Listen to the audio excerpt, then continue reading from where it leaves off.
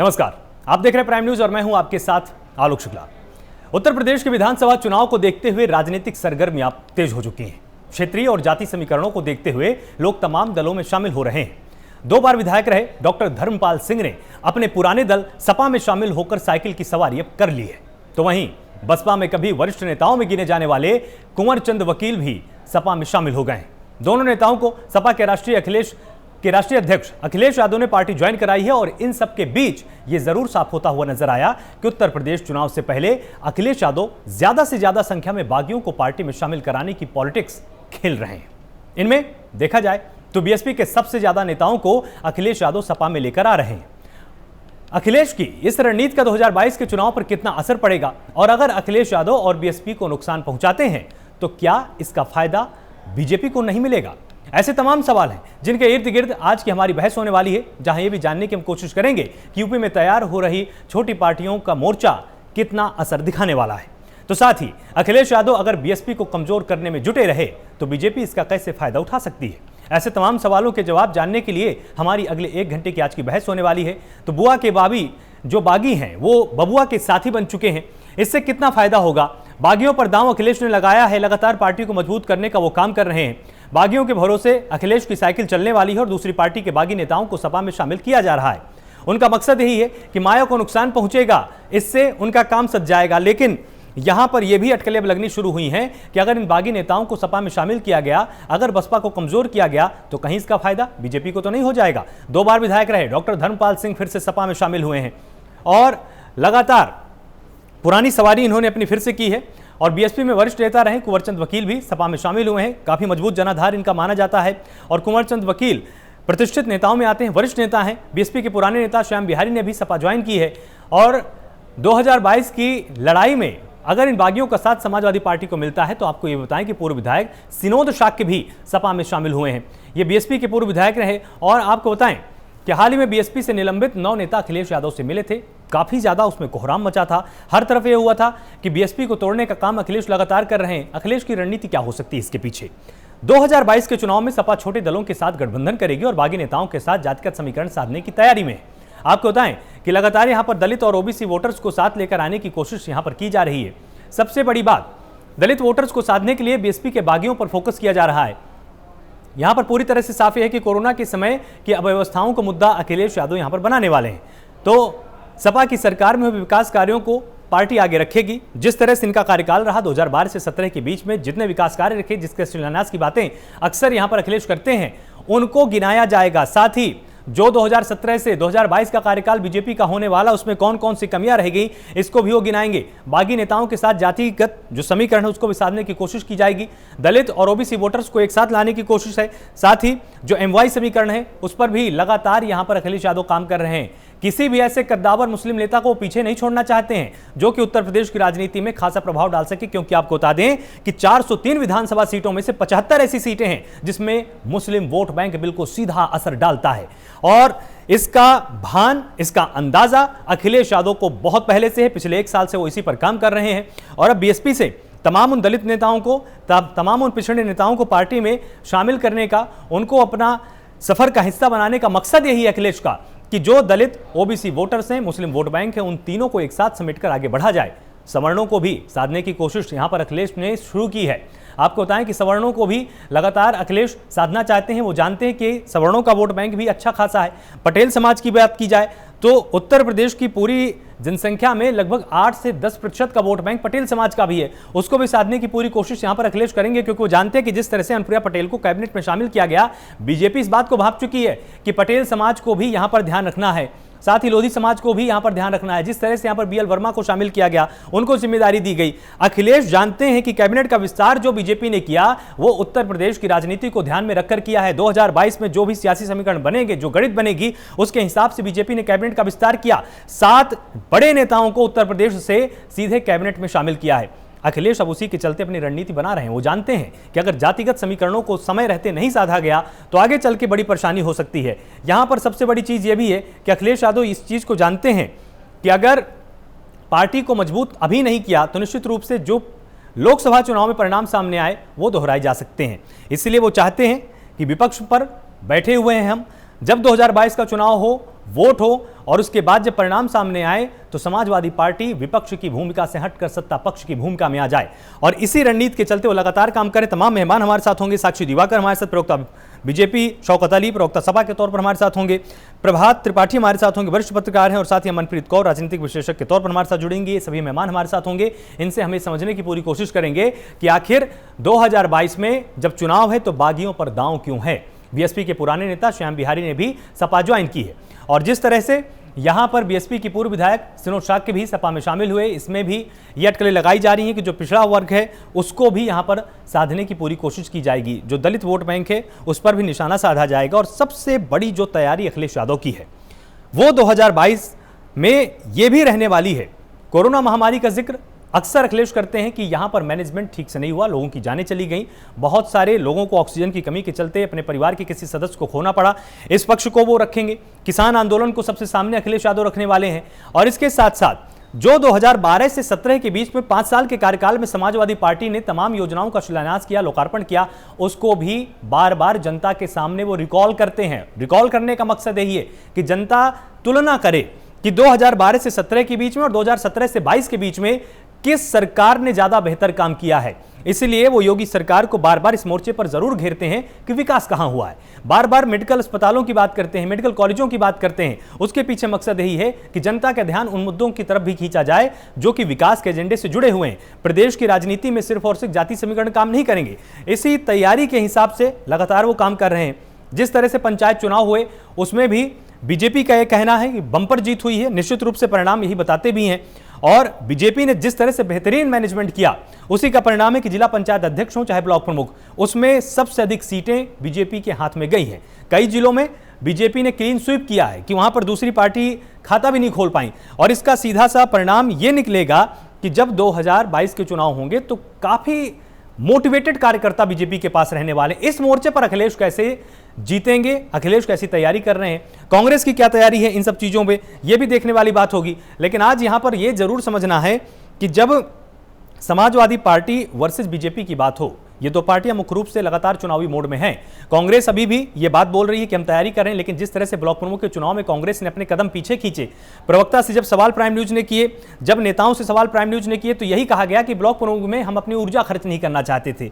हम ये चाहते थे कि 2022 की तैयारी हमारी चल रही है, उसी के हिसाब से हम तैयारी करें। तो इस तरह कांग्रेस की मंशा है। लेकिन समाजवादी पार्टी ने पूरे दमखम के साथ पंचायत चुनाव लड़ा, उसमें अपनी धमक दर्ज कराई और ये सामने भी आया कि अधिक से अधिक सीटें ग्राम प्रधानों में यहां पर समाजवादी पार्टी ने जीती भी।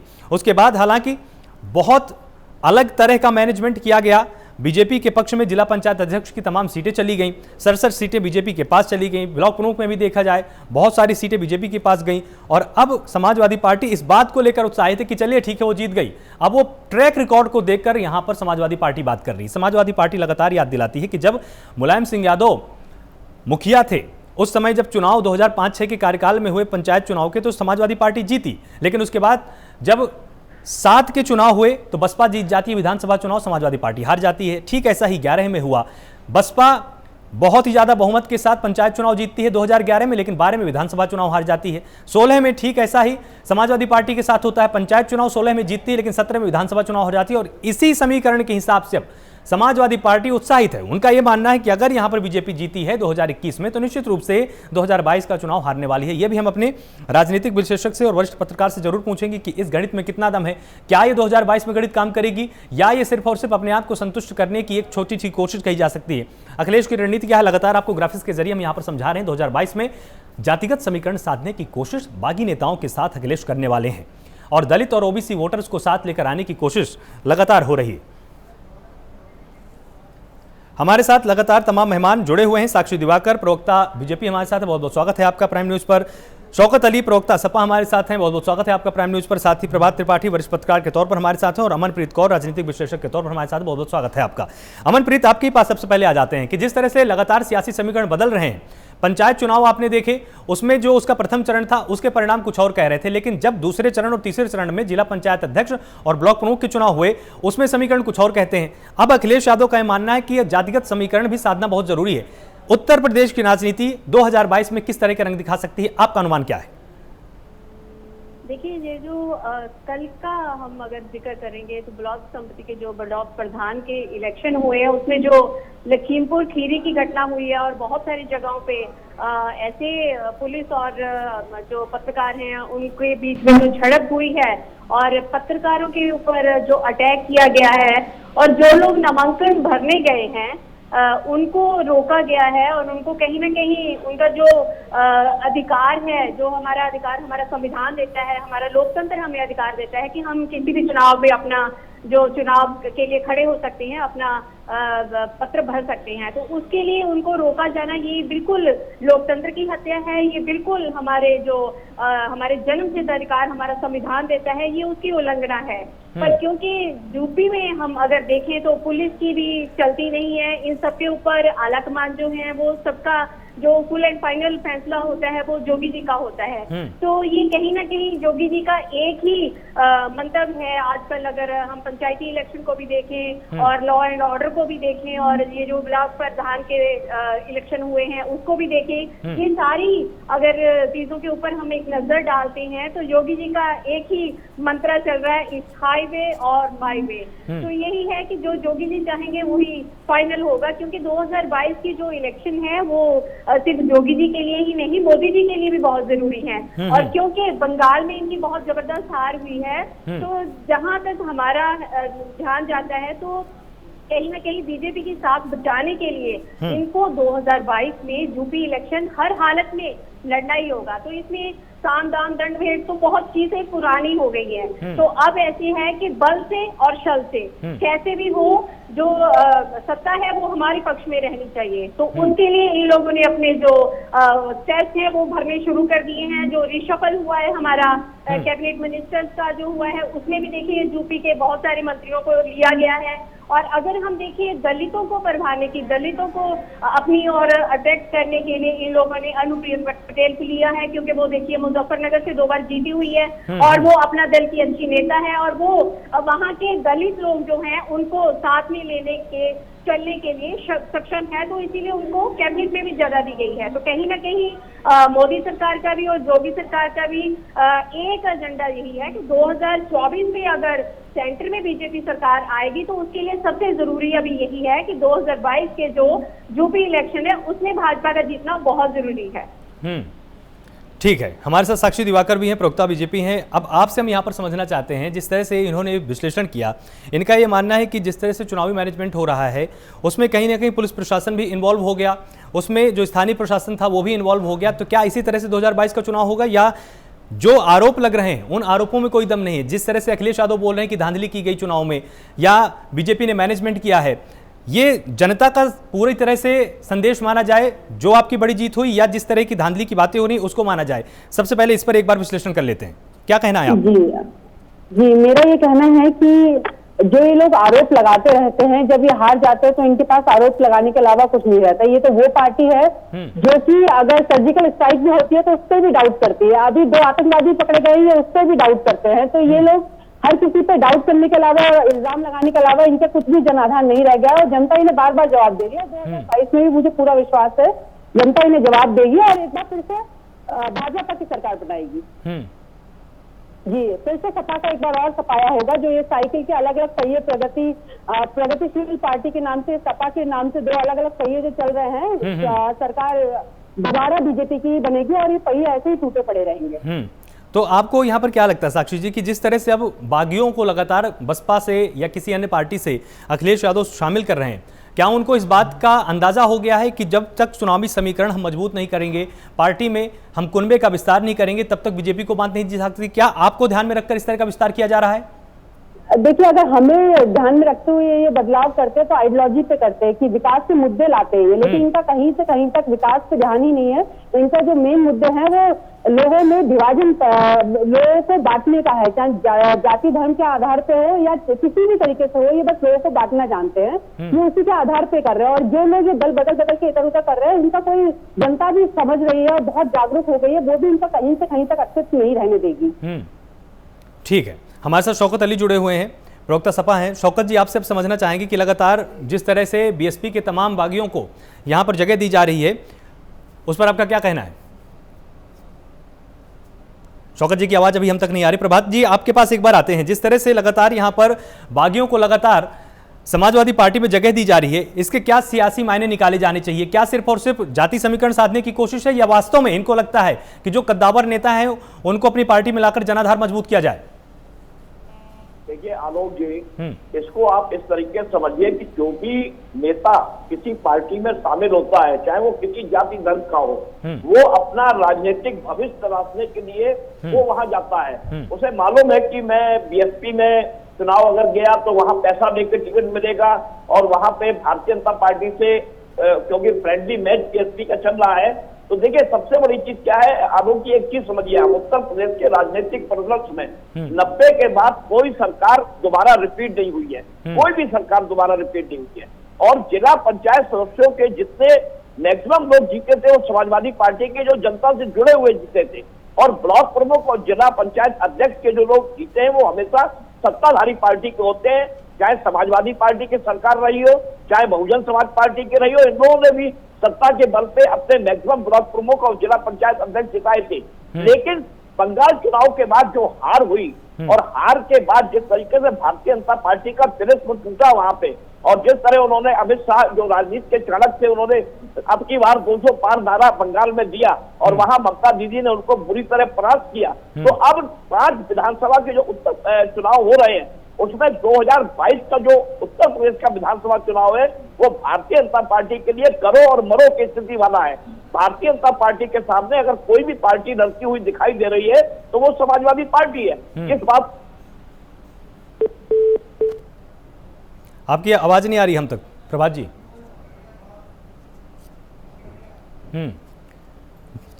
अमनप्रीत जी, एक बार आपके पास यहां पर आना चाहेंगे। जिस तरह से यहां पर जो वोट बैंक को साधने की कोशिश हो रही है, आपने देखा होगा अभी जब कैबिनेट का विस्तार हुआ तो उसमें भी कुछ अन्य ऐसे नेताओं को शामिल किया गया जिनका अच्छा खासा जनाधार भी है, विभिन्न जातियों से भी संबंध रखते हैं, और जो भूभाग है उत्तर प्रदेश का उसमें अलग अलग जगहों से ही सभी नेता थे। अगर आप ध्यान से देखेंगी, सातों के सातों अलग अलग अंचलों से थे। क्या इसी हिसाब से अब विपक्षी दलों को भी तैयारी करने की जरूरत है, या सिर्फ और सिर्फ बागी नेताओं को शामिल कर लेंगे तो इससे काम चल जाएगा? देखिए, अगर हम उत्तर प्रदेश की बात करें तो वहां पे 18% जो है वो अपर कास्ट वोटिंग है, और जो 32% है वो ओबीसी है, जो नॉन ज्यादा वोटिंग आ जाती है। तो अगर वोट बैंक को अपनी तरफ खींचने के लिए ये लोग कुछ ना कुछ कोशिशें करते हैं, तो ये जो सातों के सातों इन्होंने कैबिनेट मिनिस्टर्स दिए हैं यूपी में, उनमें से अनुप्रिया पटेल की हम बात करते हैं क्योंकि वो कुर्मी जाति को बिलोंग करती है, और जो दलित वर्ग है यूपी का वो सरकार से बहुत नाखुश है, योगी सरकार से भी और मोदी सरकार से भी। उसकी बहुत सारी वजहें हैं। एक तो महिलाएं वहां पे सुरक्षित नहीं है। अभी रिसेंटली हम देखे हैं, नॉर्मल महिलाओं की बात तो अलग है, जो चुनी हुई चुनाव में जीत के आई हुई महिलाएं हैं उनका क्या हश्र हुआ है। आप देख सकते हैं लखीमपुर खीरी की अगर हम घटना को देखें तो वहां पे क्या हाल हुआ है। उनकी दिन दिहाड़े पुलिस के लोगों के सामने साड़ी उतारने की कोशिश करी है। तो महिलाएं कितनी सुरक्षित हैं यूपी में। अगर हम हाथरस की घटना देखें, उन्नाव की घटना देखें, तो इन सब बलात्कार की घटनाओं के कारण, छेड़ाछेड़ी की घटनाओं के कारण, और जो लॉ एंड ऑर्डर फेल हुआ है योगी सरकार के टाइम में, जो आईपीएस आईएएस लोगों के पास अधिकार ही नहीं है कि वो कोई स्टेप ले सके, वो कोई डिसीजन ले सके। लेकिन इसमें अमनप्रीत जी, इसमें देखिए इसमें एक जो सबसे जरूरी इसमें फैक्ट है वो लगातार मिस किया जा रहा है। जब भी कहीं पर भी निर्वाचन की प्रक्रिया शुरू हो जाती है, पूरा का पूरा प्रशासन हाथ में चला जाता है राज्य निर्वाचन आयोग के, और अगर केंद्रीय स्तर पर हो रहा है जैसे लोकसभा के राज्यसभा के चुनाव, तो वो पूरी प्रक्रिया चली जाती है जो केंद्रीय निर्वाचन आयोग है उसके हाथ में। जब प्रशासन राज्य निर्वाचन आयोग के हाथ में है तो ये फेलियर फिर किसका माना चाहिए?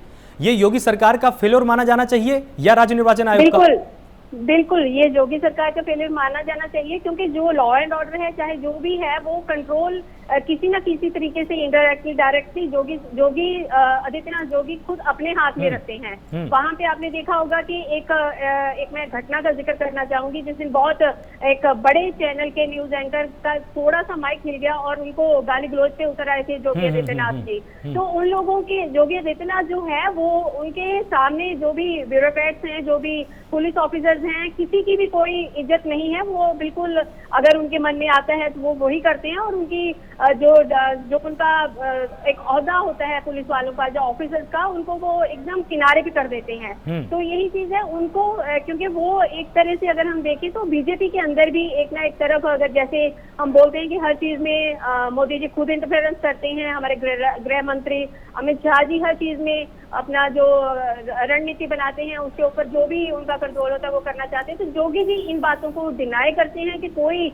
यूपी में उनकी तरफ से कोई भी इन्वॉल्वमेंट हो। तो वो हर चीज से एकदम से आजकल जो भी हो रहा है उन अगर घटनाओं के ऊपर हम थोड़ी सी निगाह डालेंगे तो योगी जी अमित शाह और मोदी जी को भी एक तरह से किनारे करके खुद ही तानाशाह बने हुए। अच्छा, तो ये जितनी भी यहाँ पर घटनाएं हुई, जिस तरह से पंचायत चुनाव संपन्न हुए और जिसमें तमाम प्रश्न चिन्ह यहाँ पर विपक्ष की तरफ से खड़े किए जा रहे हैं, इसका क्या दूरगामी परिणाम पड़ेगा और विपक्ष इसका किस तरह से इस्तेमाल कर सकता है 2022 के चुनाव में? मतलब क्या अंतर आने वाला है फिर? देखिए, जैसे पहले क्या था कि लोगों को हिंदू मुस्लिम की जो बातें कर करके भरमाया जाता था, अब जब से किसान 7-8 महीने से हमारे दिल्ली के बॉर्डर्स पे बैठे हैं तो उन लोगों ने बहुत सारी चीजों को लेके, बहुत सारे मीडिया को आगे लेके आए हैं कि मीडिया भी हमारी सरकार के अंतर्गत आता है और वो जो भी हमारी सरकार लोगों के बीच में अपनी बातें पहुंचानी चाहती है वो मीडिया उनकी हेल्प करता है। मीडिया लोगों की बातें नहीं उठाता। मैं सारे मीडिया की बात नहीं कर रही, कुछ गिने चुने हैं जो लोगों की बात को भी ऊपर उठा के लेके आते हैं। अभी देखिए, पंचायत की जो इलेक्शन हुई उसमें भी बहुत गुंडागर्दी हुई, और जो भी हम कल परसों की घटना का देखें तो ब्लॉक प्रधान का जो निर्वाचन हुआ है, एक तरफ से योगी जी एकदम जैसे ही उनका इलेक्शन में वो जीते हैं तो तुरंत उन्होंने प्रेस कॉन्फ्रेंस करी है, आके उन्होंने बोला कि जो चुनाव थे वो शांतिपूर्ण तरीके से संपन्न हुए हैं और बीजेपी उसमें बहुत उभर के आई है। पर ये आप भी जानते हैं, हम भी जानते हैं कि वहां पे हर एक जिले में तकरीबन मारधाड़ की घटनाएं सामने आई हैं और पुलिस खुद ही अपने आप को बचाती नजर आई है। रिपोर्टर्स के ऊपर जो सच्चाई क्या है उसको कवर करने गए थे उनके ऊपर अटैक हुआ है, उनको भी पकड़ने की कोशिश करी गई है क्योंकि वो लोगों की सच्चाई सामने लाते हैं। ऐसे ही कोविड के टाइम पे भी हुआ था, जब कोविड के दौरान गंगा के किनारे पे लाशें ऊपर वहां पे जलाई जा रही थी तो लोगों ने, मीडिया वालों ने वहां पे कवर करने की कोशिश करी। और अगर गोरखपुर के शमशान घाट की मैं बात करना चाहूंगी, एक बार गोरखपुर के भी शमशान घाट के अंदर जो लोगों ने, कुछ मीडिया कर्मियों ने वहां की वीडियो बनाई और ये दिखाया कि कोरोना के जो पेशेंट है जो यूपी सरकार दिखा रही है वो नहीं है, उससे कहीं ज्यादा ऊपर है। तो ये चीजों को देखते हुए योगी सरकार ने बहुत बड़ा एक पोस्टर लगा दिया था गोरखपुर जो शमशान घाट है उसके सामने कि यहाँ पे वीडियोग्राफी प्रोहिबिटेड है। तो ये चीज है, कहीं ना कहीं आंकड़ों को छुपाने में यूपी सरकार बहुत आगे रही है और कोविड की चीजें बहुत बाहर नहीं आने दी हैं इन लोगों ने। वो अपनी तानाशाही के कारण, वो अपने प्रेशर के कारण लोगों को दबा के रखते हैं। इवन हॉस्पिटल वालों के भी बहुत सारे लोगों के, SMO के वगैरह वगैरह की बहुत सारे के ऐसे बयानबाजी उन्होंने करी थी कि हम लोगों को भी ऊपर से प्रेशर है कि भी हम लोग जो कोविड के पेशेंट हैं उनका जो सही डिटेल है वो किसी को भी ना प्रोवाइड करें। और आपने देखा भी होगा कि ठीक है, साक्षी जी हमारे साथ है। साक्षी जी, जिस तरह का इनकी तरफ से यहाँ पर विश्लेषण किया गया, आप इस विश्लेषण से कितनी सहमत हैं और 2022 में क्या ये सारी की सारी चीजें आपके संज्ञान में है? आप इसका काउंटर दे पाएंगी चुनाव के दौरान में? देखिए, जहाँ ये महिलाओं की हित की बात कर रही हैं तो महिलाएं भी ये जानती है कि कौन से काल में वो सुरक्षित रही है। ये मुलायम सिंह जी का ये सपा का कार्यकाल नहीं है जहाँ पे बोल रहे हैं, अगर रेप पीड़ित को भी बोल दिया जाता था कि कोई बात नहीं, लड़कों से गलती हो जाती है। वहाँ इतने घिनौने अपराध को भी जब वो लोग छुपाने की कोशिश करते हैं तो फिर ऐसी पार्टी के लोग अगर कुछ कहते हैं तो जनता उनसे विश्वास नहीं करती है। रही बात जो खीरे का ये बार-बार एग्जाम्पल दे रहे हैं तो अगले ही दिन से उस पर कार्रवाई हो गई है और जो ये बोल रहे हैं बीजेपी के लोग उसमें शामिल थे वो पता चल चुका है, सबको अखबारों में भी आई है, आप लोग के माध्यम से भी सबको पता चला है कि वो निर्दलीय प्रत्याशी ने बदतमीजी की थी और वो सलाखों के पीछे है। तो ये उत्तर प्रदेश है जो कि उत्तर देना जानता है और अगले दिन ही आरोपियों को उत्तर दिया गया था, वो सलाखों के पीछे थे। रही बात जो ये बता रही है कि जनता जो ये कोरोना टाइम की जो ये जिक्र कर रही हैं तो इनको मैं बताना चाहूंगी कि सुप्रीम कोर्ट तक ने तारीफ की है कि किस तरीके से मैनेजमेंट किया गया था कोरोना काल में। एक महामारी का दौर था, उसमें भी उसके बावजूद जिस तरीके से यूपी एकदम उभर के आया था उसमें किस तरीके से उससे कंट्रोल करने की कोशिश की, इसकी तारीफ सुप्रीम कोर्ट ने, छोड़िए आप इंटरनेशनल ऑर्गेनाइजेशन WHO ने भी उसकी तारीफ की है। तो ये चीजें आप इग्नोर नहीं कर सकते। महामारी का दौर था, सबसे परेशानी उठानी पड़ी थी, लेकिन किस तरीके से उसको काबू किया गया उस पर ध्यान देना चाहिए। और मुझे पूरा विश्वास है 2022 में दोबारा बीजेपी ही सरकार बनाएगी और ये जो सपा बसपा सब मिलकर भी कुछ भी कर ले, इससे जनता को कोई असर नहीं पड़ेगा। जनता देख रही है कि कौन उनके साथ में काम कर रहा था, सेवा ही संगठन के माध्यम से किस तरह भाजपा कोरोना टाइम में भी लोगों के बीच में जाकर काम कर रहा था, तो वो जनता इस चीज को इग्नोर नहीं करेगी और वो इसका फल हमें पंचायत चुनाव में भी दे चुकी है और बीडीसी सदस्य जिताकर हमारे ब्लॉक प्रमुख भी बनाए गए हैं और मुझे पूरी उम्मीद है कि 2022 में भी हम दोबारा सरकार बनाएंगे पूर्ण बहुमत। ठीक है शौकत जी, अब आपके पास आना चाहते हैं। जिस तरह से कुनबे का विस्तार लगातार किया जा रहा है, इसके क्या सियासी मायने निकाले जाएं? क्या बसपा के पास ही वो सबसे ज्यादा कद्दावर नेता हैं? क्योंकि लगातार देखा जा रहा है एक पैटर्न सा बना हुआ है, वहां के ही अधिकतर नेता आपकी पार्टी में आ रहे हैं। तो आपकी नजर किस पर है, चुनावों पर है या साथ ही नजर ये भी है कि बीजेपी को कमजोर करने के लिए आपको बीएसपी को भी धीरे धीरे कमजोर करना है?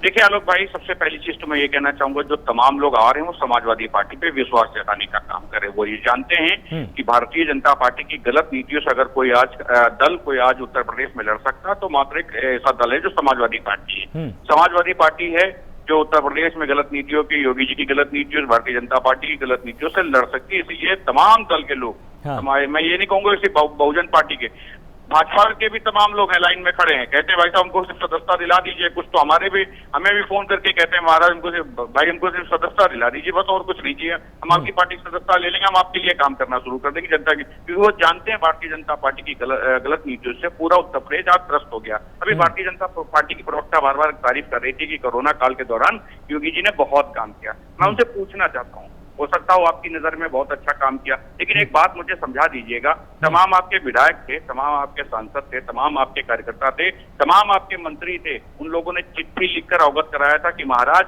आपके उत्तर प्रदेश के जो नौकरशाही है वो ठीक से काम नहीं कर रही, सरकार का पलीता लगाने का काम कर रही और स्वास्थ्य व्यवस्था का तो नाम ही ले लिए एकदम चरमराई हुई है। तो मैं आपसे जानना चाहता हूँ, अगर सब कुछ काम हो रहा था, सब कुछ अच्छा था, तो ये मंत्री के शौक में चिट्ठी लिख रहे थे, इनको मजा आ रहा था चिट्ठी लिखने में? हम तो नहीं लिखवा रहे थे, सरकार में आपके मंत्री हैं, सरकार में आपके विधायक हैं, सरकार में आपके सांसद हैं, आप ही के लोग शिकायत कर रहे थे, तमाम लोगों ने शिकायत की कि स्वास्थ्य व्यवस्था चरमराई हुई है, लोग त्राही मचाए हुए हैं, इलाज मिल नहीं रहा, ऑक्सीजन मिल नहीं रहा। उसके बावजूद भी इन लोगों से कहा जाता कि जब भी आप टीवी बैठिएगा तो कह दीजिएगा सबको राम राज्य था, सब कुछ हरा हरा दिख रहा, तो कोई दिक्कत नहीं। अरे आपके कहने से कुछ नहीं हो जाएगा। उत्तर प्रदेश में तमाम लोगों ने अपनी जाने गंवाई है, तमाम लोगों को स्वास्थ्य व्यवस्था नहीं मिल पाई है, तमाम लोग आपसे चीख गुहार लगाते रहे, पुकार लगाते रहे, चिल्लाते रहे कि हमको स्वास्थ्य व्यवस्था उपलब्ध कराइए, लेकिन आप लोगों ने उस वक्त क्या किया, कान में रुई लगा ली और निंद्रावस्था में चले गए। उत्तर प्रदेश को जब जरूरत थी तब आप निंद्रावस्था में थे। आज उत्तर प्रदेश आपको जवाब देने के लिए बैठा। मैं उदाहरण के तौर पर बता देता हूँ, ये लोग बड़ी तारीफ करते हैं, जब इन सभी पंचायत चुनाव की बात करोगे तो मालूम आपको आलोक जी क्या दौरा कर बताएंगे। देखा अभी जनता ने आपको जवाब दिया पंचायत चुनाव में, अरे महाराज जनता ने तो हमें जिताकर भेजा था। हम तो बार बार ये दोहरा रहे हैं कि आपके गुंडों ने, आपकी पुलिस ने, आपके डीएमएसपी ने, जिला पंचायत अध्यक्ष और ब्लॉक प्रमुख कब्जा कर लिए।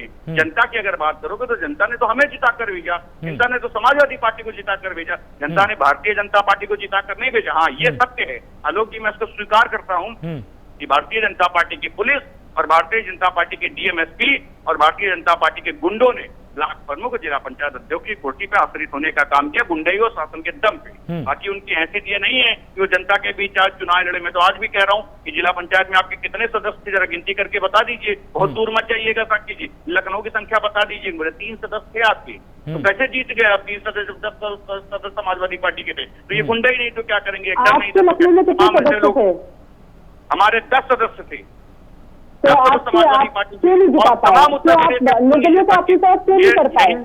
यही उत्तर प्रदेश मैं कहना चाह रहा हूँ ना कि कौन ये तो कहिए शुक्र मनाइयो। मैं पत्रकार बंधुओं को बधाई देता हूँ, धन्यवाद करता हूँ उनका कि उनका कैमरा ऑन था, वरना भारतीय जनता पार्टी की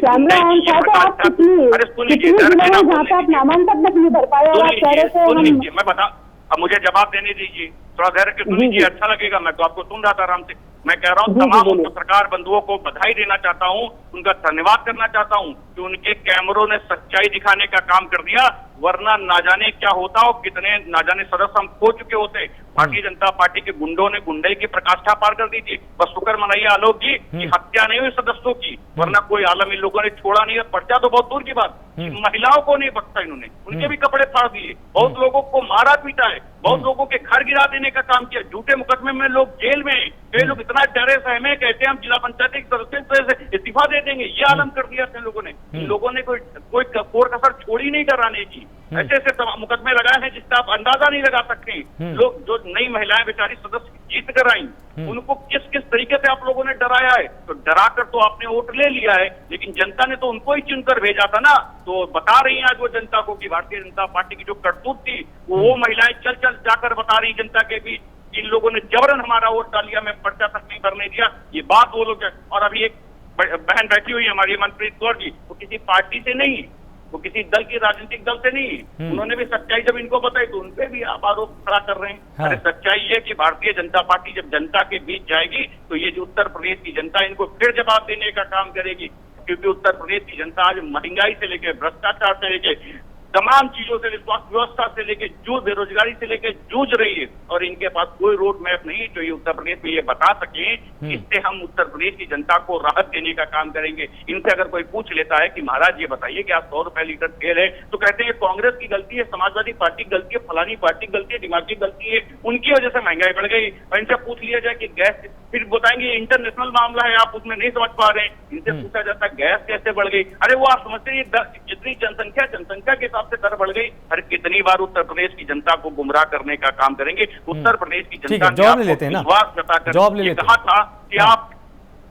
साक्षी जी बोलिए। जी देखिए, जनता को जो गुमराह करने की बात हो रही है, वो जनता अब तक गुमराह होती आई थी पिछले 2 कार्यकाल में, अब उसकी आंखें खुल गई हैं। वरना अगर जनता को अगर परेशानी हो ही रही होती तो वो लगातार बीजेपी के पक्ष में नहीं अपने वोट दे रही होती। दूसरा जो ये बोल रहे हैं कि कोरोना काल में इतनी सारी परेशानी आई, बात यह है महामारी के दौर में परेशानी हर जगह आई, लेकिन किस प्रकार उत्तर प्रदेश में उस समस्या का समाधान किया गया, जिन्हें उस चीज पे ध्यान देना चाहिए। किस प्रकार हमारे जो नेता हैं, जो चाहे मुलायम सिंह जी के लिए तो नहीं कहूंगी मैं, अखिलेश जी का एग्जाम्पल ले लीजिए, एक बार भी वो जनता के बीच में आए। हमारे योगी जी को कोरोना हो गया था, उसके अगले दिन जिस दिन की उनकी रिपोर्ट निगेटिव आई, वो उसके अगले दिन से ही अस्पतालों का दौरा करने लगे और जहां जहां समस्या आ रही थी वहां पे उनका समाधान किया। तो जनता अंधी नहीं है, वो भी देख रही है कि कौन वर्क फ्रॉम होम कर रहा है, कौन जनता के बीच में जाके कार्य कर रहा है, वो उसी तरीके से जवाब भी दे रही है और 2022 में भी जवाब देगी। ये भी यहीं पर है, मैं भी यहीं पर हूँ, 2022 में दोबारा देख लेंगे। ठीक है, प्रभात जी हमारे साथ जुड़े हुए। प्रभात जी, जिस तरह से लगातार बसपा के किले में सेंध लगाने की कोशिश यहाँ पर अखिलेश यादव कर रहे हैं, इससे लाभ किसको ज्यादा होने वाला है? इससे समाजवादी पार्टी को ज्यादा लाभ होगा या अप्रत्यक्ष रूप से इसके बीजेपी को आगे चल के लाभ हो जाएगा?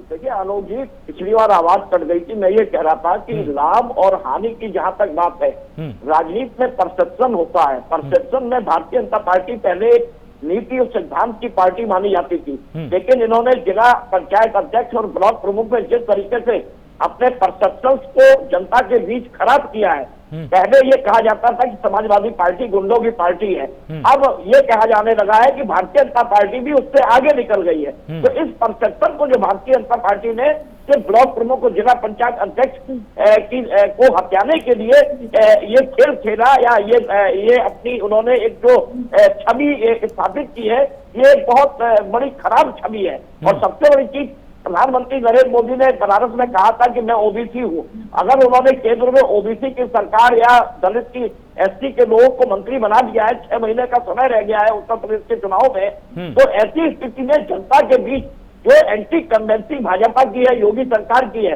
वो कैसे भारतीय जनता पार्टी दूर करेगी? क्योंकि जो मंत्री बनाए गए हैं उनके पास 6-7 महीने का समय है। आप लोग कहते हैं कि इंजन खराब है, इंजन को बदलना चाहिए था, डिब्बे बदलने से कुछ नहीं होता है।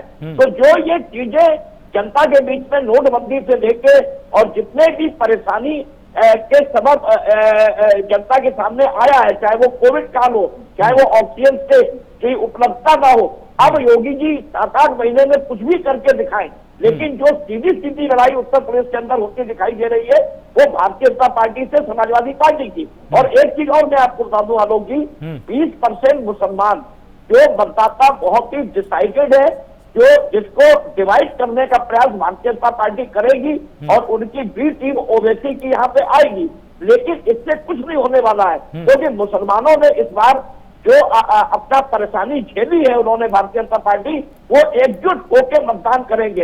उन्होंने इस बार विचार किया है कि समाजवादी पार्टी अगर भारतीय जनता पार्टी को हराती हुई दिखाई दे रही है तो हमें समाजवादी पार्टी को वोट देना है। अब बाकी जो पूरा खेल बचेगा वो 15% के वोट बैंक का है। अब उसमें ओबीसी और यादव, ब्राह्मण, ये सारे जो छोटी छोटी जाति के और भी लोग हैं, आपको मालूम होगा ओम प्रकाश राजभर नाराज है, संजय निषाद नाराज हो गए हैं, पटेल की मां जो है कृष्णा पटेल है, वो समाजवादी पार्टी में अखिलेश से मिल चुकी है, अनुप्रिया पटेल के पास थोड़ा हिस्सा है, वो केंद्रीय मंत्रिमंडल का लाभ जरूर दे रही है, लेकिन उनकी माँ और छोटी बहन वो समाजवादी पार्टी के साथ है, तो पटेल वोट भी डिवाइड होगा। तो जिस तरीके से समाजवादी पार्टी में शिवपाल के भी आने की संभावना है, प्रसपा जो है, जो डैमेज कंपनी शिवपाल अखिलेश को उसको भी बनाने का प्रयास किया जा रहा है। तो छोटी छोटी जाति की जो बात भारतीय जनता पार्टी कर रही है, वही छोटी छोटी जाति समाजवादी पार्टी को भी मजबूत कर सकती है। और मैं आपको बता रहा हूँ, 90 के बाद से उत्तर प्रदेश में कोई भी सरकार रिपीट नहीं हुई है। तो भारतीय जनता पार्टी के लिए बहुत कठोर एक निर्णायक ऐसी एक लड़ाई है जो सब लोग भारतीय जनता पार्टी से लड़ते हुए दिखाई देंगे। ठीक है शौकत जी, तो क्या इन सारे समीकरणों को ध्यान में रखकर ही ये पूरा विस्तार किया जा रहा है? क्योंकि जिस तरह से आप ये जानते हैं कि अगर बीएसपी की बात की जाएगी तो दलित वोट बैंक में उससे ज्यादा जो पकड़ है किसी अन्य पार्टी की है नहीं पूरे उत्तर प्रदेश में। तो आप ये चाहते हैं कि पहले बीएसपी को कमजोर किया जाए ताकि जो दलित वोट बैंक है उसको अगर हम काट पाए तो निश्चित रूप से जो अन्य जातियां हैं, जो अन्य जैसे समुदाय हैं, धार्मिक समुदाय हैं, उनको हम अपनी तरफ खींच पाएंगे तो हम चुनाव को जीत जाएंगे। कुछ ऐसा समीकरण है क्या आपका? देखिए आलोक जी, समाजवादी पार्टी किसी को कमजोर या किसी को कुछ करने की जरूरत नहीं कर समझती।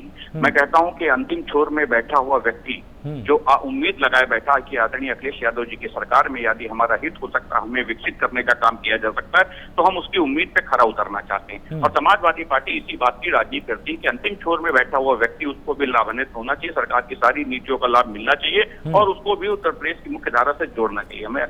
हम चाहते हैं कि जो छूटे हुए व्यक्ति हैं, जो अगले पीछे छूटे हुए व्यक्ति हैं, उनको भी आगे लाकर हम लोग को नेतृत्व में आगे बढ़ाना चाहिए, उनको सरकारी सुविधाओं का सारा लाभ देना चाहिए, जो उत्तर प्रदेश की जनता को मिलना चाहिए वो हम देने का काम करते हैं। लेकिन भारतीय जनता पार्टी के लोगों ने क्या किया, लोगों को गुमराह करके सत्ता में तो आश्रित हो लिया। लेकिन सच्चाई ये है कि आज उत्तर प्रदेश चाहे किसी भी मुद्दे पे ले लिए बहुत पीछे आके खड़ा हुआ। विकास की बात करें तो पूरे 4.5 वर्ष हो गए, कुछ नहीं मिला। बेरोजगारी की बात करें, चरम सीमा पार हो गई है। महंगाई की बात करें, एकदम चरम सीमा पार हो गई। अपराध एकदम कहिए मत, उत्तर प्रदेश से राजधानी से लेकर जेलें भी सुरक्षित नहीं। समाजवादी पार्टी यदि आती है तो हम लोगों ने जो मैनिफेस्टो में जारी किया था उससे और बढ़ के काम करने का काम करें। तो इसका मतलब है कि आपको ये लगता है कि इन सारे मुद्दों को लेकर आप जनता के बीच में जाएंगे और आप बोलेंगे कि सरकार ने कुछ भी काम नहीं किया है और जनता मान जाएगी। देखिए यहीं पर तो सबसे बड़ी समस्या आपके लिए आगे चल के पैदा होगी ना। कोई भी सरकार हो, चाहे वो आपका कार्यकाल रहा हो, चाहे वो मायावती जी का कार्यकाल रहा हो, चाहे वो योगी का कार्यकाल हो, सरकारें कुछ ना कुछ काम तो करती है ना। आप अगर असफलताओं को गिनाएंगे तो ज्यादा विश्वास होगा आप पर। अगर आप यही जाकर बोलेंगे कि कुछ किया ही नहीं गया तो फिर जनता फिर कैसे भरोसा करेगी आप पर? मुझे लगता है कि उत्तर प्रदेश की जनता ने सब कुछ देखा है आलोक जी, और आप लोगों ने भी उसमें बड़ा सहयोग दिया है कि उत्तर प्रदेश की जनता को सब कुछ बताने का काम कर दिया है। देखिए आज उत्तर प्रदेश को सबसे ज्यादा जरूरत क्या थी, महंगाई पे रोकथाम लगाना। जो ये कहकर आए थी कि हम महंगाई पे रोक, चाहे केंद्र की सरकार हो चाहे राज्य की सरकार हो, दोनों सरकारों ने ये दावा किया था कि हम महंगाई को नीचे ले आएंगे। लेकिन आज सत्यता क्या है कि महंगाई चरम सीमा पार कर चुकी, आसमान छू रही है। जिस पेट्रोल को ये लोग कहते थे कि हम अगर 60 रुपए में तो 35 रुपए में बेचेंगे, इनके केंद्रीय मंत्री चिल्ला चिल्ला के कह रहे थे कि हम 35 रुपए में बेचेंगे, आज वही 100 रुपए में बिक रहा है। और जिस अपराध की बात करके ये सत्ता में आश्रित हुए थे कि नहीं उत्तर प्रदेश में अपराध मुक्त हो जाएगा, तो अपराध का आलम यह है कि उत्तर प्रदेश की राजधानी लखनऊ से लेके उत्तर प्रदेश की जेलें सुरक्षित नहीं है। ये आलम है कि उत्तर प्रदेश की राजधानी में गोलियां चलती हैं, गैंगवार होता है, और उत्तर प्रदेश की जेलों में भी गैंगवार हो रहा है। अब बात है महिला सुरक्षा को लेके। अगर मैं कहता हूं कि आप सच में महिलाओं को सुरक्षा दे रहे होते तो कोई भी उत्तर प्रदेश में माँ बहन, हमारी बेटी, हमारी बहनें उत्तर प्रदेश की राजधानी लखनऊ में आके आत्मदान नहीं करती, क्योंकि उनको उत्तर प्रदेश के जिलों में न्याय नहीं मिल रहा था। इसलिए योगी जी के पास न्याय मांगने आए थे और उन्हें ये लगा कि उत्तर प्रदेश में यहाँ भी न्याय नहीं मिल पाएगा। जब उनको लगा कि हमें न्याय नहीं मिल सकता तो उन लोगों ने आत्मदाह करने का काम किया। उत्तर प्रदेश की राजधानी विधानसभा के सामने आत्मदाह कर रही थी। तमाम चीजें उत्तर प्रदेश की स्वास्थ्य व्यवस्थाओं को ले लिया लोग जी, इनके मंत्री से लेकर तमाम लोगों ने चीख चीख कर पुकार लगाई है कि स्वास्थ्य व्यवस्थाएं चरमराई हुई है। आदरणीय महाराज जी ध्यान दीजिए। लेकिन महाराज जी क्या था, वो बार बार साक्षी जी कह रहे हैं कि वो क्वारंटाइन हुए थे, उसके बाद तुरंत काम करना शुरू कर दिया। तो महाराज जी बताओ जरा उत्तर प्रदेश की सरजमी पे कहाँ काम कर रहे थे? जब कोरोना काल खत्म हो गया तो चुनावी दौरा करना शुरू कर दिया था। जिला पंचायत अध्यक्षों की कुर्सी पर कैसे कब्जा किया जाए इसके लिए दौरा करना शुरू कर दिया। चुनावी दौरे की आप बात कर रहे हैं, एक मैं बात मैं आपको याद दिला देता हूँ यहाँ पर, वो जरूरी है थोड़ा सा बोलना कि जब पश्चिमी उत्तर प्रदेश के दौरे पर मुख्यमंत्री योगी आदित्यनाथ गए थे, तो मालूम है किसानों ने वहां पर क्या बोला था? किसानों ने उनका विरोध करने से मना कर दिया था, क्योंकि उनका यह मानना था कि कोरोना से जुड़े हुए हालातों का जायजा लेने के लिए मुख्यमंत्री योगी आदित्यनाथ आ रहे हैं। तो किसानों ने उनका विरोध प्रदर्शन उनके सामने किया ही नहीं, उन्होंने एक्सेप्ट कर लिया कि ठीक है, विरोध अपनी जगह है, लेकिन अगर वो हालात का जायजा लेने आ रहे हैं तो सूबे के मुखिया का हम लोग विरोध नहीं करेंगे। ये चीजें आपको मिला के दिखाई क्यों नहीं देती? साक्षी जी, एक सेकंड, साक्षी जी, एक सेकंड। लोग कहाँ थे? आलोक जी, हाँ, आलोक शौकत जी। आलोक, उत्तर प्रदेश के तमाम जिलों के हालात बयां कर दूंगा कि स्वास्थ्य व्यवस्था के क्या आलम रहे। उनके मंत्रियों ने चिट्ठी लिख के कहा, इससे ज्यादा बयां करने की जरूरत इनके उत्तर प्रदेश की राजधानी में विधायकों ने चिट्ठी लिखी है कि हालात आपके पास बदतर हैं, कोई ध्यान देने वाला नहीं। और रही बात किसानों की, तो उत्तर प्रदेश के अगर किसानों को भारतीय जनता पार्टी की इतनी चिंता है तो मुझे लगता है जो प्रदर्शन अभी तक चल रहा है, 7 महीने हो गए आलोक, ये शायद आपको ज्ञात होगा, 7 माह हो गए हैं और तमाम किसान शहीद हो गए। उत्तर प्रदेश की चाहे सरकार हो चाहे केंद्र की सरकार हो, कोई बोलने को तैयार नहीं है। 11 बैठकें हो चुकी हैं, निर्णय नहीं निकला अभी तक, और कहा जाता है कि नहीं, आप कह रहे हैं कि किसानों ने प्रदर्शन करने से मना कर दिया। वो किसान नहीं थे, इनके प्रयोजित लोग थे, इनके ही लोग थे जिन्होंने ये माहौल बनाने का काम कर दिया होगा। भारतीय जनता पार्टी किसान मोर्चा के लोग होंगे। मैं उन्हीं किसानों की चर्चा कर रहा था, मैं उन्हीं किसान नेताओं की यहाँ पर चर्चा कर रहा था, जो किसान नेता लगातार विरोध कर रहे हैं बीजेपी का, लगातार बिल का विरोध कर रहे हैं। उन्होंने उस वक्त क्या बयान दिया? उन्होंने कहा कि ये कोरोना के वक्त पर कोरोना के हालात का जायजा लेने आ रहे हैं, इनका कोई राजनीतिक दौरा नहीं है, ये एक मुखिया का दौरा है जो कि उत्तर प्रदेश के हालात को समझना चाहते हैं, इसलिए हम जानबूझकर विरोध नहीं करेंगे ताकि प्रशासनिक बाधा ना आए, ये किसानों ने उस वक्त कहा था। मुझे लगता है आलोक जी, शायद आपको वो बात भी याद होगी कि राकेश टिकैत साहब, क्योंकि स्वयं कह चुके हैं राकेश टिकैत साहब इस बात को कि हम भाजपा के समर्थक भी रहे और हमने भारतीय जनता पार्टी को वोट भी दिया है। अगर वो राजनाथ सिंह साहब को भेज दें तो ये 10 मिनट में प्रदर्शन खत्म हो जाएगा। और मैं विडंबना देखिए कि उत्तर प्रदेश का एक बड़ा नेता राजनाथ सिंह जी, जो कि उत्तर प्रदेश की राजधानी से चुन कर गए हैं, पार्लियामेंट इनकी उत्तर प्रदेश की राजधानी लखनऊ की है, वो नेता जिसपे खुद किसानों ने भरोसा जताया कि आप अगर उनको भेज देते हैं तो हम उनकी बातों को समझने का प्रयास करेंगे और अपनी बात बताने का प्रयास करेंगे और ये प्रोटेस्ट बंद हो जाएगा। क्या भारतीय जनता पार्टी के पास इतनी नैतिकता नहीं बची थी कि वो जाकर राजनाथ सिंह को भेजने का काम करते और कहते कि ये प्रदर्शन खत्म करा दिया जाए?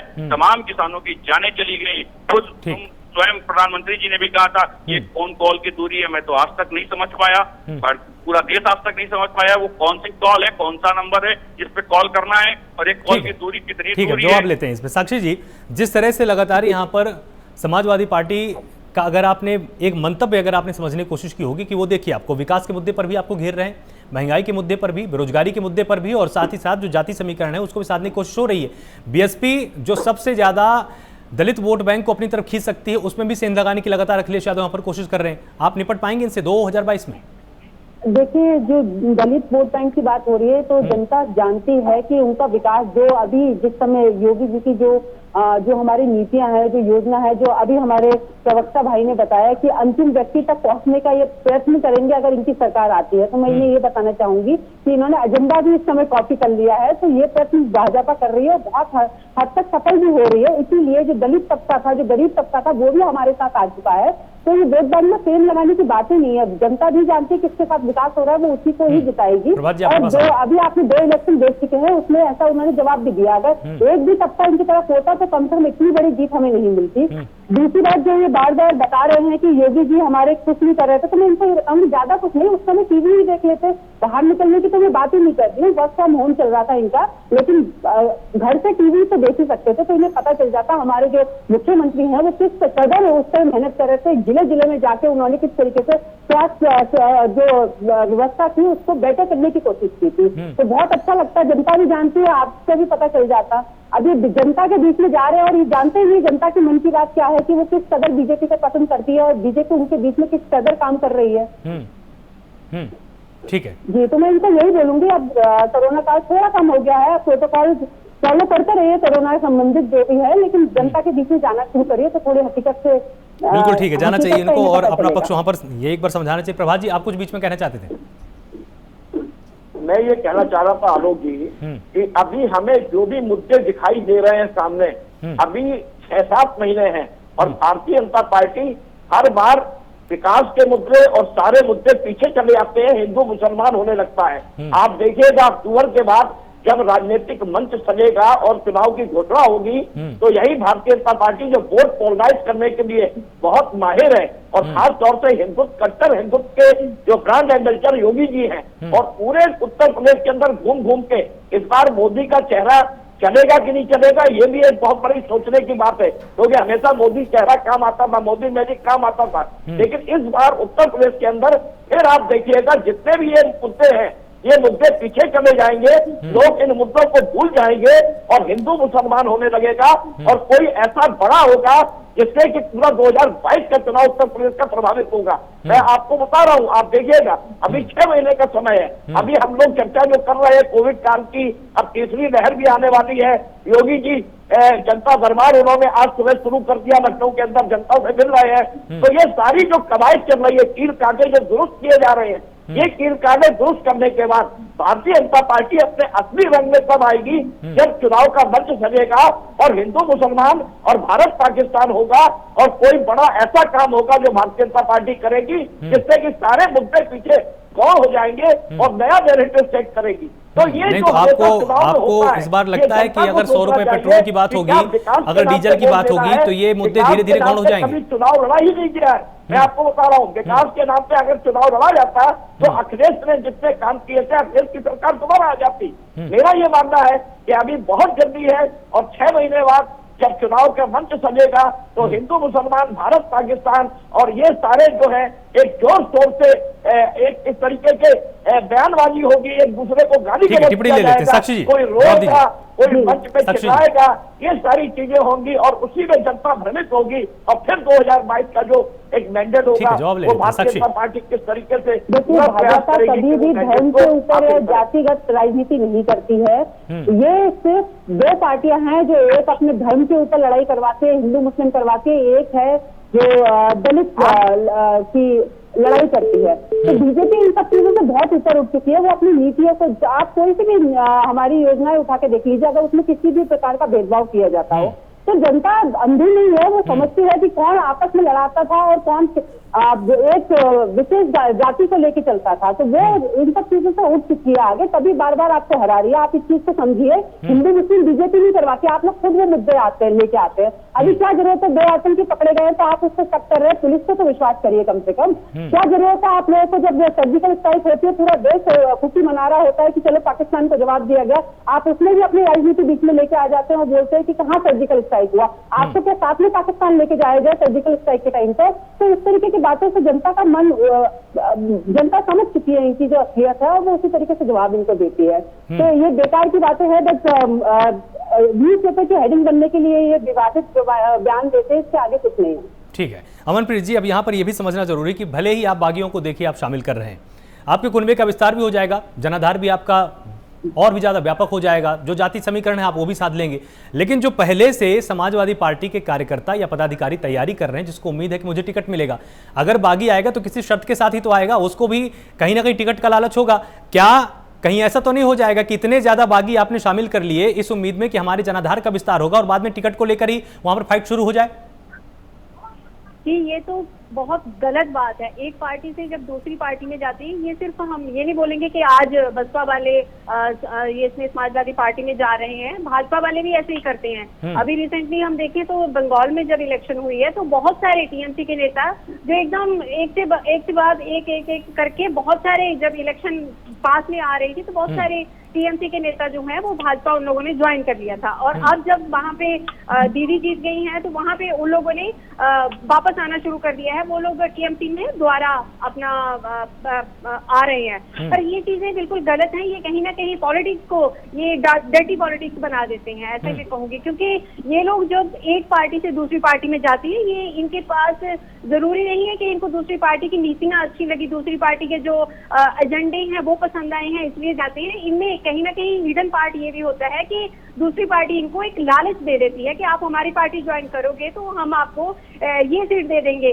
तो ये चीजें हैं कि अगर इक्का दुक्का बात होती है तो कोई बात नहीं, वो लोग एडजस्ट कर लेते हैं, पर कई बार अगर एक पार्टी से बहुत सारे लोग दूसरी पार्टी में जाते हैं और उनको सीनियोरिटी के हिसाब से उनको टिकट नहीं मिली दी जाती तो बाद में उनके अंदर आपस में ही लड़ाई हो जाती है। इन चीजों का ध्यान रखना चाहिए। जैसे कि भाजपा वालों ने भी इस बार जैसे कैबिनेट मिनिस्टर में भी जो कैबिनेट मिनिस्टर जो रिशफल हुआ है उसमें जो बढ़ोतरी हुई है उसने भी ऐसा ही किया है। जैसे ज्योतिरादित्य सिंधिया को 2 साल पहले उन्होंने अपने 22 लोगों के साथ उन्होंने कांग्रेस छोड़ी थी और भाजपा ज्वाइन करी थी, तो उनको ये लालच दिया गया होगा, इसीलिए कैबिनेट में सबसे पहले उनको सीट दी गई है, उनको मंत्रालय दिए गए हैं। ऐसे ही नरेंद्र राणे ने जब वो महाराष्ट्र में अच्छी पकड़ रखते हैं तो उन्होंने भी एक समय पे कांग्रेस छोड़ी थी, तो उस टाइम उनको भी लालच दिया गया। बाबुल सुप्रियो को अभी निकाल दिया गया, पर पहले उनको जब टीएमसी छोड़ के आए थे तो उनको भाजपा वालों ने बंगाल में एक सीट दी थी। तो ये चीजें हैं कि अगर बसपा के लोग इसलिए समाजवादी पार्टी में जा रहे हैं कि उनको समाजवादी पार्टी के जो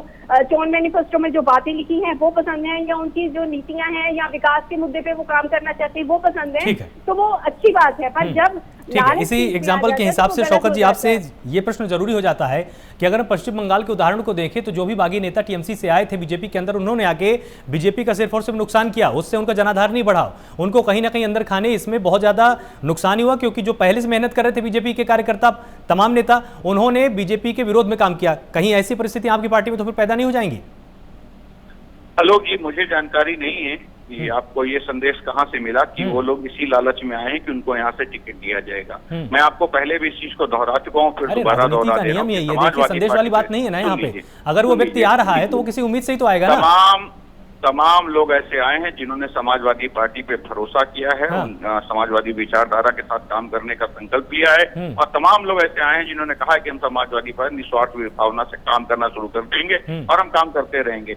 ये जरूरी नहीं आलोक जी कि तमाम लोग आते हैं तो उनको टिकट ही देना होता। तमाम ऐसे लोग आए हैं जिन्होंने आज तक ना तो कोई टिकट किया और आज भी समाजवादी विचारधारा से मिलकर काम कर रहे हैं और समाजवादी पार्टी में अभी भी काम कर रहे हैं। जब आए थे तो तमाम उनके पे भी आरोप लगे थे कि ये लोग अभी आए हैं, इनको टिकट मिल जाएगा, इनको यहाँ एडजस्ट किया जाएगा, इनको वहां एडजस्ट किया जाएगा, लेकिन ऐसा कुछ नहीं था। उन लोगों ने भरोसा जताया था आदरणीय अखिलेश यादव जी पर, कहा था कि हम समाजवादी पार्टी की विचारधारा के साथ जुड़े और समाजवादी पार्टी को आगे बढ़ाने का काम करेंगे, उसको लेकर आज भी काम कर रहे हैं। तमाम लोग ऐसे आते जाते रहते हैं, सब माधवराज सिंधिया जैसे लोग नहीं है ना कि जब शर्तों पे जाएंगे कि हमको मिनिस्टर बनाया। ज्योतिरादित्य माधवराव जी तो बहुत पहले, ज्योतिरादित्य क्षमा चाहूंगा, तमाम लोग ऐसे नहीं कि जतिन प्रसाद जैसे लोग हैं कि शर्तों पे गए भारतीय जनता पार्टी में। किसी को कमजोर करने के लिए ऐसे लोग जाते हैं जो शर्त रख के जाते हैं। समाजवादी पार्टी में लोग सेवा भाव से आते हैं और निस्वार्थ भाव से काम करते हैं, समाजवादी विचारधारा के साथ जुड़ के समाजवादी पार्टी को आगे बढ़ाने का काम करते हैं। तमाम लोग आए हैं, मैं उदाहरण के तौर पर बता दूंगा, तमाम लोग अभी हैं जो काम कर रहे हैं और आए थे जब भारतीय जनता पार्टी की लहर चल रही है तब वो आए थे, तब से लेकर अभी तक काम कर रहे हैं। उनका कोई ये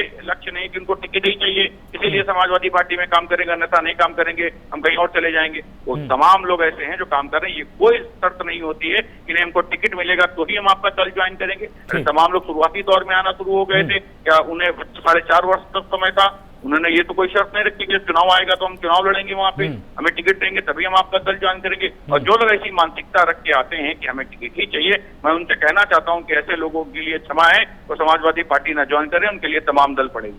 ठीक है, तो आप सभी मेहमानों का बहुत बहुत शुक्रिया। यहाँ पर आप सभी ने अपना अपना पक्ष रखा। यहाँ पर जिस तरह से समाजवादी पार्टी ने अपना पक्ष बिल्कुल साफ किया है कि जो भी लोग हमारे कुनबे में अब आ रहे हैं वो टिकट के लालच में नहीं आ रहे हैं, तो निश्चित रूप से भारत की राजनीति में एक अभूतपूर्व उदाहरण यहाँ पर सेट हो सकता है अगर ऐसा है। लेकिन देखने वाली बात होगी, अगर कोई भी बागी बगावत करके किसी पार्टी से आपकी पार्टी में आए तो निश्चित रूप से उसका कुछ ना कुछ मंतव्य तो जरूर होगा, और समाजवादी पार्टी को पहले से भापने की, समझने की जरूरत है। साथ ही बीजेपी को भी ये जानने की जरूरत है कि अगर अखिलेश यादव लगातार अपने कुनबे का विस्तार कर रहे हैं, जाति समीकरणों को साध रहे हैं, तो सिर्फ और सिर्फ कैबिनेट विस्तार से बात नहीं बनने वाली है। आपको भी अपने कुनबे का विस्तार करना चाहिए और समाज और यहां पर बीजेपी को भी सख्त जरूरत है कि उन नेताओं को अपनी पार्टी में शामिल करे जिनका जनाधार, चाहे पिछड़ा वर्ग की बात हो, चाहे दलित वोट बैंक की बात हो, उन तक हो। यहां पर कांग्रेस को भी समझने की जरूरत है कि सिर्फ और सिर्फ ब्लॉक प्रमुख में अपने कदम पीछे हटाने से काम नहीं बनेगा। अगर 2022 में अपनी ऊर्जा को खपाना चाहते हैं, उसमें जीत हासिल करना चाहते हैं, तो उनको अब अभी से ही तैयारी करने की जरूरत है और मोर्चे पर डटने की जरूरत है। आप भी लगातार प्राइम न्यूज के साथ जुड़े रहिए। हर एक समीकरण हम आपको समझाएंगे, उत्तर प्रदेश की सियासत का हर एक रंग हम आपको दिखाएंगे। नमस्कार।